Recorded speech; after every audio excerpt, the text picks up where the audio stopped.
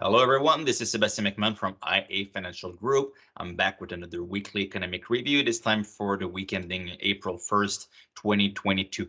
So let's start with a look at this week's markets at the close on Thursday. So we have positive return for bonds this week, so lower interest rates towards it through the week. So lots of geopolitical news this week. Russia, Ukraine, are they close to a resolution or not? So caused a lot of issues, and also a lot of volatility in the markets. And also we've had the end of the quarter, which was eventful for bonds. So we've seen this rotation mostly from pension plans, likely money coming out of equities into bonds just to rebalance, to take advantage of the lower prices for bonds. So all of that gave us a positive week of about 3% for the long index. Year to date, we're still close to -12 for that.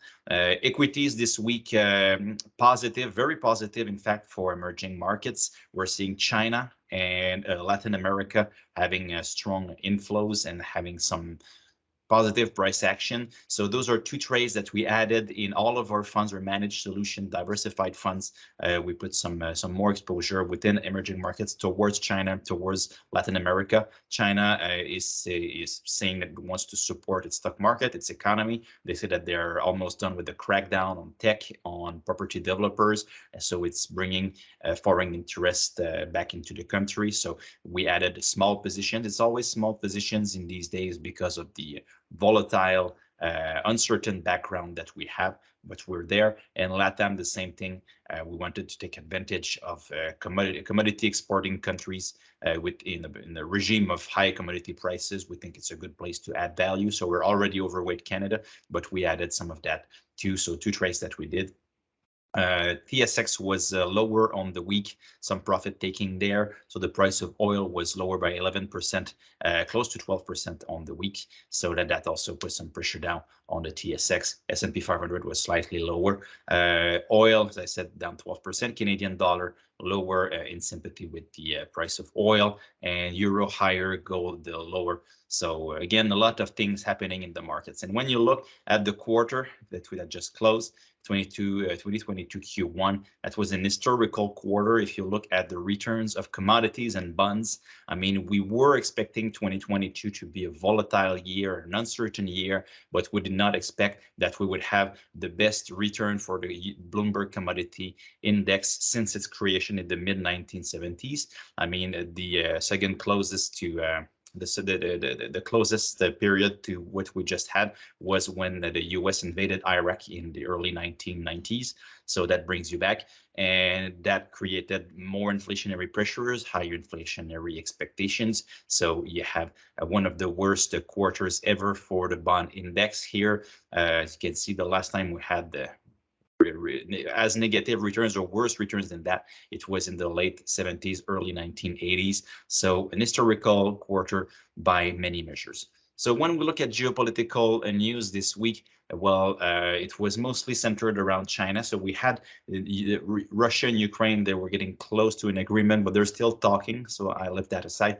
But in China, now it's the shutdowns for that's hitting big cities like Shanghai. So we're seeing staggered lockdowns happening through the country. So that's putting more strain on the Chinese economy, on the global supply chain, and where it also pushed the price of oil a bit lower, because if China slows down, that means less demand for oil, so price lower. So on the right it's sold, but you can see it in the chart that there's a slowdown in the manufacturing sector. So it's not a big slowdown, but still the index went below 50. That means that there's a contraction in manufacturing in China. So it's worth taking notice of that. Europe, if there's one place where the risk of stagflation is real, it's in Europe. Elsewhere in the world, we have inflation, but we also have prospects for growth that would be at or above long-term trend. So that's not stagflation to me. Stagflation could hit in Europe, though, because we have very strong inflation coming in.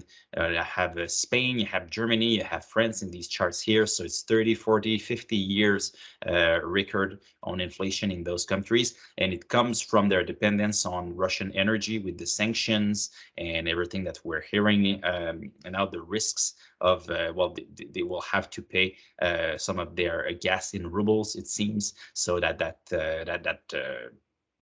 that is reflected in higher prices there, and they're announcing, the European Union, that they want to reduce by a very strong margin their dependence on Russian energy moving forward. So they're starting to import from other countries, so it costs more.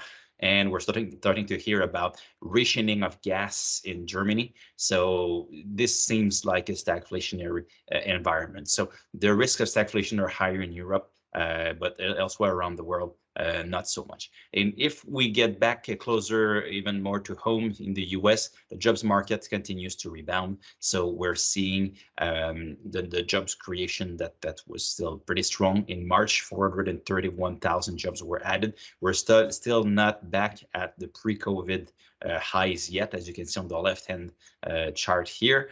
But when you look at the participation rate on the right-hand chart, even though the gap with Canada remains very large, we see that there's a strong impulse and people are getting back to the labor market. So that should be a tailwind for the US economy. But when you look at monetary policy, so that's going to be the key for market performance and also likely for the economy going forward in the next few years. Well, you see that the markets are pricing in a lot of hiking from the central bank.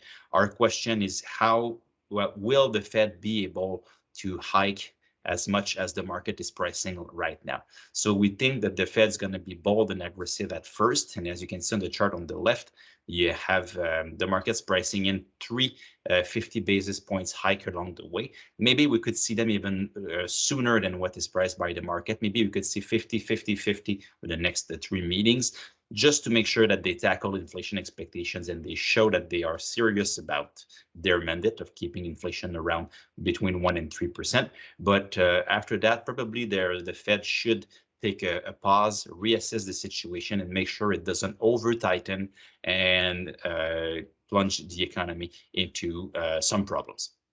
So we'll see. So we don't think that we'll see all of this hiking, but we are in agreement with the chart that we'll see aggressive hiking at first. And the chart on the right shows that if the Fed was to do what the market is pricing right now, it would be pretty much in line with 1994 and 1995, the tightening cycle then, where Mr. Greenspan wanted to front load an economic growth that was starting to make sure inflation didn't start to blow up. And when they ended tightening, it was in 95, and that was the beginning of the big telecom revolution with the internet coming into our lives, into businesses, and we had very strong productivity growth. So that helped the Fed result into a soft landing. This time, if they go bold and they go strong, the odds of a soft landing, maybe they're much lower than they were in 94, 95. So one thing to keep in mind. So we think the Fed goes strongly at first, but stops before what the market is pricing in here. So next week, we'll have the job report in Canada. Last month in February, we had a very strong report. The data, when we look at the high frequency data in March, it seems to have kept momentum. So let's see what kind of report we have. And in the US, we'll have the service PMI, and we'll have the minutes from the March 16 meeting of the Fed. So we'll have maybe a better glimpse into what they're thinking about the path that they should put going forward. So that wraps it up for the week. ia.ca/economy as always. Economy Finance 101. We're working right now on some new material, which will be coming out in the month of April. And you can always follow us on Twitter and on LinkedIn. So thank you. It's always a pleasure to serve you, and I'll be back again next week with another edition of the Weekly Economic Review.